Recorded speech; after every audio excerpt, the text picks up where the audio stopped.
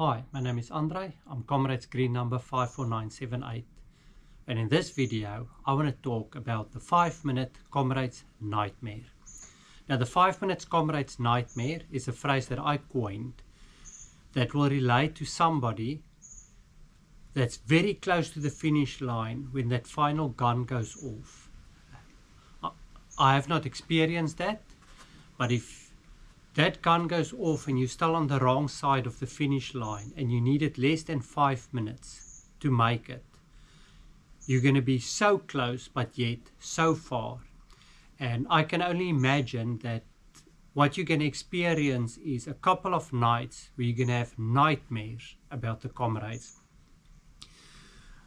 If it was me, I'll lie in bed at night and I'll replay the events of the day, and I'll ask a lot of questions. I try to solve what went wrong. I might think, if only my seeding was better, I would have made it. If only I was a little bit fitter. If I only could run a little bit more in the end, then I would have made it.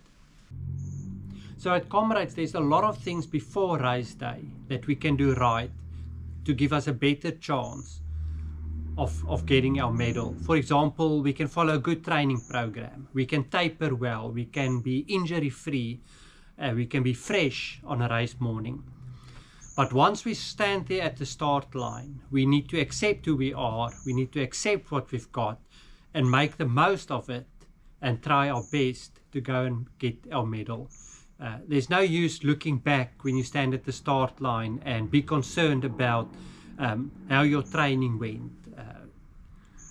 No, we need to look forward, and with what we got, we're going to do the best. In this video, I want to talk about some things we do wrong on a race day that can put us in that situation where we're close to the finish line and we struggle to make it and the gun goes off. So things we can do better so that we have a better chance to make it and not be on the wrong side of the line when the gun goes off. So the first thing, and I've talked about this in my strategy video, is starting to fast. If you're going to bank minutes in the first half, it's going to feel really great when you get halfway. But quickly, you're going to eat into those minutes that you've banked, and now you're in trouble. It's going to be difficult to get good running in again because your leg's going to be fatigued, your quad's going to be shot, and you're going to do a lot of walking in the second half. Uphill walking can take you 13, 14, 15 minutes a kilometer. And then on the downhills, you're going to walk because you're in pain and your legs are fatigued. Your legs will be on fire if you try to run fast. And now you're going to limp and limp and limp, and you might run out of time at the end. I've seen it a lot where back of the pack runners go through halfway in about 5 hours, 5 minutes, 5 hours, 10 minutes. And if you look at their Comrades qualifying time, you'll see that they've run faster than the marathon time to reach halfway, which probably means they only got a little bit more running left and the body going to start wanting to shut down. So be careful. If you go too fast thinking you're going to bank a lot of time, you're going to pay it back in interest and you're really going to struggle at the end. But then on race day, there's also a lot of time wasters that we need to avoid. If we can get these right, we can probably save a good couple of minutes, either to finish slightly faster, or it can help us in the end. If we are fatigued, we have a few more minutes that we can walk and still make it. And the first one is arriving late. I've seen people coming just before the race should start, but then they first join the talkback queue and the gun goes off and they're still trying to get their talkback on the truck, and then they join from the back and they've already lost a few minutes before they cross the start line. There's always congestion at the start. Most people going to lose 1, 2, 3, 4, 5 minutes to cross the start line, but if you arrive late, you can add an extra few minutes that's so unnecessary. So don't arrive late. Be in your seeding pen the correct seeding pen long before the race start, so you can have a good start and a head start on those that are arriving late. One of the biggest culprits on race day is people wasting time at water tables. Now there's about 45 water tables on the route, and if you're going to waste a bit of time at each water table, that's going to add up to a couple of minutes that you throw away. The water tables at Comrades, it's quite long, the tables. There's plenty of water, Coke, a sports drink, and some other goodies. You don't have to join the table at the start of the table, where people will start congesting in to get a water sachet. Go a bit further, come into the water table, don't stop, grab what you need, and take a walk break if you want to take the drink while walking, if you don't want to run and drink, and then run again. But don't stop at any of the water tables. Grab and go and continue. And after the water tables, another popular stop is support family and friends next to the road. And these I've seen a lot when people make videos about their run. I see how they waste time when they stop at family. They ask, the family will ask, how are you doing? And you start explaining, oh, all is going well, I'm still good. And then they're going to ask you, what do you need? And you say, I think I need a Sami, I need my sports drink.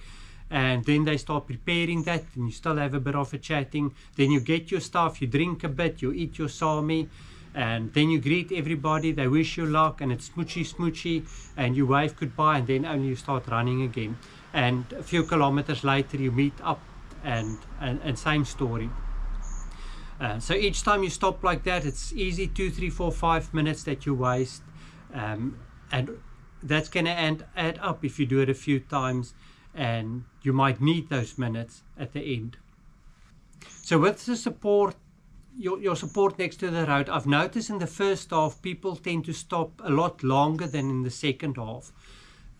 When you're still fresh and you look at your watch, first half, you're going to say, oh, I've got plenty of time, things are going well, I'm feeling great. It doesn't matter that I stop here for 5 minutes. In the second half, I've noticed there's a bit more urgency and people stop a lot less, but it's still grab what you need and off you go. Don't stop and spend time with your supporters. Then the next thing is physio stations. I don't think it helps a lot.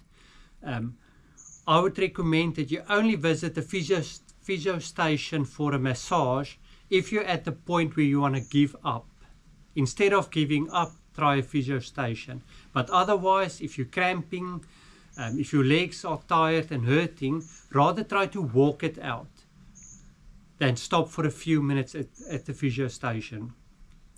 Try to massage it a bit in the walk. At water tables, spray your legs with water. That can sometimes help a bit.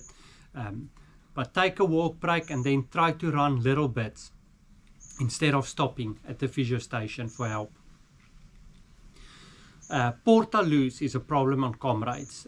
Always when I run, there's usually a portaloo at every water table, but there's normally 2 or 3 people in the queue standing at the portaloo. And if you now need to join that queue, you're going to waste more time. There are some alternatives. Along the route, there are a couple of garages that will have public bathroom facilities, and hopefully no queue if you're going there. I usually need a loo twice in the first 30 kilometers for a number 1. And I usually just run into the bush and do it there. Just check the race rules. They do say don't go and defecate on public property. So don't do it against somebody's wall or in their driveway. There are a couple of bushes along the route. I go behind a bush. It's a lot quicker than joining the queue at the portaloos. Of course, if you need a bathroom break, it's better to do it sooner rather than later. Go when you need to, get it over and get on. If you try to hold it in too long, that will also slow you down and cause a lot of discomfort. The next time waster is the landmarks on the Comrades route, at specifically Arthur's Seat and the Wall of Honor. At Arthur's Seat, people join the queue to take a selfie, or they queue to put a flower onto Arthur's Seat. No, that just wastes time. It's not really going to help you. If you want to follow the tradition, just greet him, "Morning, Arthur," and off you go. Don't stop there and wait for your chance at the seat. And at the Wall of Honor, don't go and read all the names on the wall.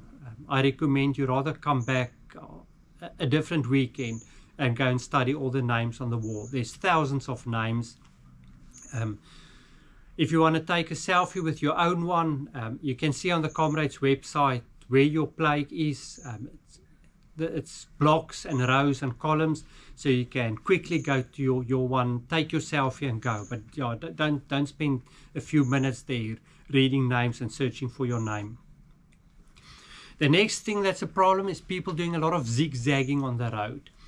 And even if the road is narrow and it's only 5 meters wide, every time you zig and zag, you add 10 meters to your run. And do that a couple of times. The moment it's 100 meters that you ran extra, that's already a minute of walking that you've lost. So you're going to get more fatigue because you're going to run further if you don't follow the shortest path. And it wastes time if you're not going forward by running sideways. So yeah, be aware of that, especially on the big ups and downs where the road is winding and a lot of bending. Try to follow that shortest path and you can save some time. Preventable trips and falls can cause unnecessary delays in your time. And these preventable ones, pay attention at the start. When that gun go off and you start going forward, before you reach the start line, there will be a lot of clothes and bags, a water bottle here and there, a banana peel. So watch where you step, keep your balance, you don't want to fall there.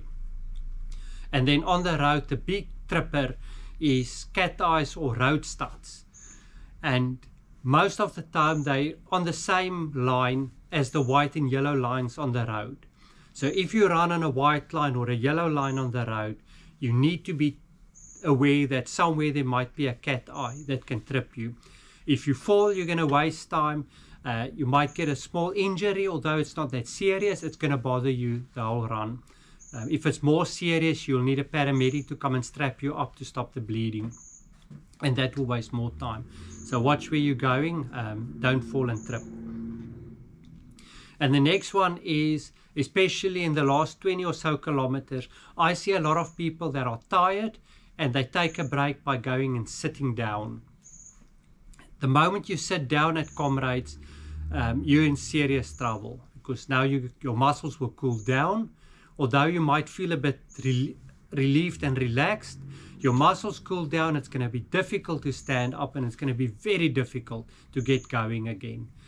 So never stop, never sit down on a race day. Always keep going forward. Go forward and go get your medal. You can do it. I hope these tips can help you a bit. Don't make stupid mistakes and you'll have a better chance to cross the finish line, get your medal before that final gun. All the best.